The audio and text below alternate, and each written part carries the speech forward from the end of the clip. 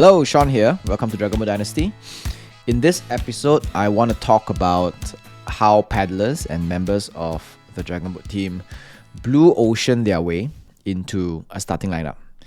So just as a reference point, the Blue Ocean Strategy is actually a book that talks about how businesses can find paths of least resistance in finding, not just in finding their own little niche, but also carving their own little market, a smaller set of market, as opposed to fighting directly with larger competitors or in markets that are a lot more established.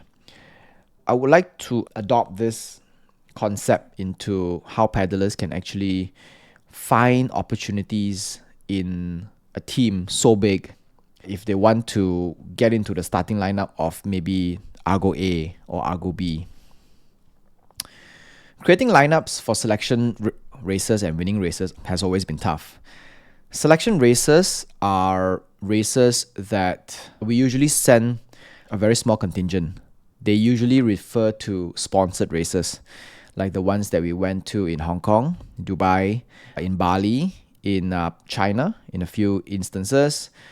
And in these races, they will only sponsor, let's say, for example, 25 paddlers and one race manager, let's say, right? So 26 people. So we have to make do with that few people. And how do we make the selection based on this limited number of people? And winning races, of course, races where we use for winning.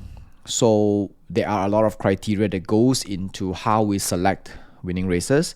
I did talk about it in my last episode about R's and assessment sheet. So if you haven't heard, just go listen. It'll probably catch you up on these criteria and everything that goes into creating lineups for winning races. Usually paddlers, they work very hard, right? And we feel bad because they work very hard, but they don't make the cut, especially into sponsorship races due to various reasons. There was one paddler who actually came up to me and asked me why he was not selected for an international sponsored race.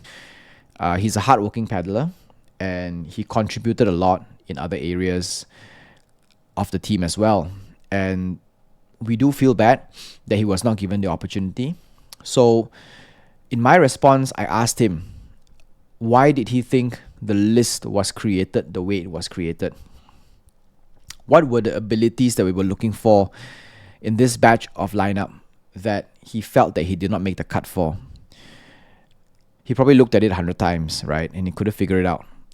And I think what he did was, instead of seeing it from the perspective of why the lineup was created, he actually saw it from the perspective of how was he compared to other paddlers as a paddler, and he did not understand why he was not chosen, despite the fact that he, in actual fact, a better paddler than some of those people who made it to the lineup. It's never easy to explain why someone gets chosen and doesn't get chosen, because it's always heartbreaking for them. We see the work that they do and we want to give everybody an opportunity, but the fact is we can't give everybody an opportunity because there's only this limited space available for everyone to fight for. But as coaches, we need to be objective and we need to be steadfast in our decisions and our reasons. And of course, our reasons must make sense, right? So here's an explanation of why. International races usually happen about hundreds of kilometers away from home. And we can only send a skeleton crew because sponsorship means they don't usually pay for unnecessary people. So if it's one crew, it's one crew plus the reserve, that's it. And one race manager, that's it. No additional people. If anybody else wants to tag along, they would have to pay for it with their own pockets, which sometimes gets pretty expensive. We have to look for people who can do multiple major tasks. They include paddling and steering, but most importantly also to do PR work with organizers and other teams. It is, after all, a sponsored race. And in a sponsored race, we need to bring a smile, bring conversations. We need to have these kinds of abilities. If we can find one member who is good at paddling, very good at paddling, but only as a pacer on the right side. And if you can find someone else who is average at best, but this person can paddle left and right and can also steer in a race. Just by looking at that, this second person already became incredibly valuable, because if anything were to happen in a race, if we would have lose a steerer or lose a left paddler or a right paddler, this person can fill in 3 slots.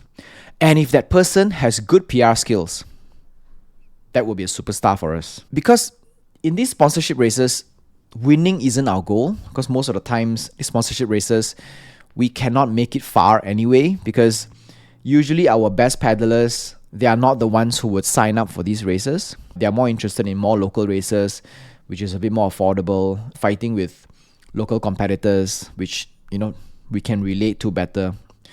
So sponsorship races, winning isn't something that we're looking at. We're looking to give an impression. We're looking to be the team that is the friendliest, the most fun. We also want women in our team, even if the lineup is open, because we want to tell the international crowd that we are committed in the development of men and women paddlers equally. And even if it means our lineup is relatively weaker in terms of strength compared to an open lineup of other teams, we would prefer to send this mixture. This also applies to winning races. And so let's look at the numbers right now, right? We have almost twice the number of right paddlers compared to the left. So just by looking at that, if a right paddler wants to stand a higher chance to go into boat A, for example, they can learn to paddle left side.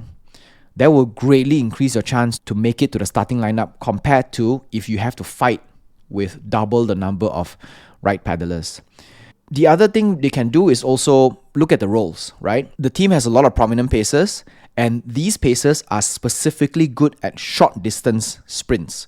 So 200, 250, all the way to 300 meters, let's say. If you are a right paddler who is a pacer, who's good at short distance, you're competing with a majority of other paddlers who are also good at these things. So if we look at it from another perspective, if this person were to train as a long distance engine, for example, or rocket, that will greatly increase the chance for them getting into the starting lineup, because we still have some shortage of long distance engines on the left side, let's say. It doesn't confirm them a space, but it makes it more likely to happen.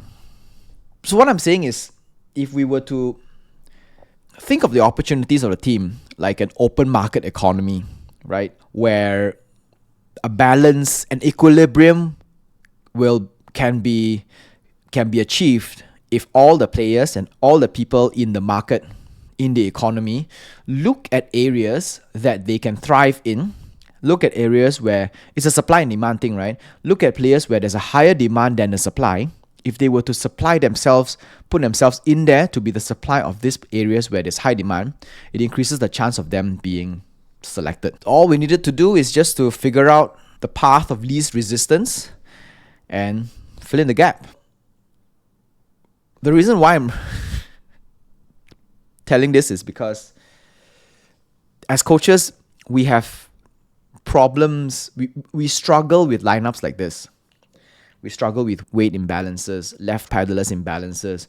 We struggle with paddlers who have no specialty or too specific in areas that everybody else is competing in. And if paddlers can actually look at the general consensus or the groups of people, and they see where are the areas where we have a shortage. And if they were to train in those areas where there's shortage and they contribute in those areas, that would help the team, because it balances out every area of the team and it makes lineup creation a lot easier for us. And it also makes it good for them because it increases the chance for them to make it into the starting lineup of a better boat, or even a sponsored race for that matter. So yeah, so now if you want to get to a better boat, a better lineup, or a sponsored race, it takes more than just being good at assessment. It requires some as well. Okay, see you in the next one. Bye.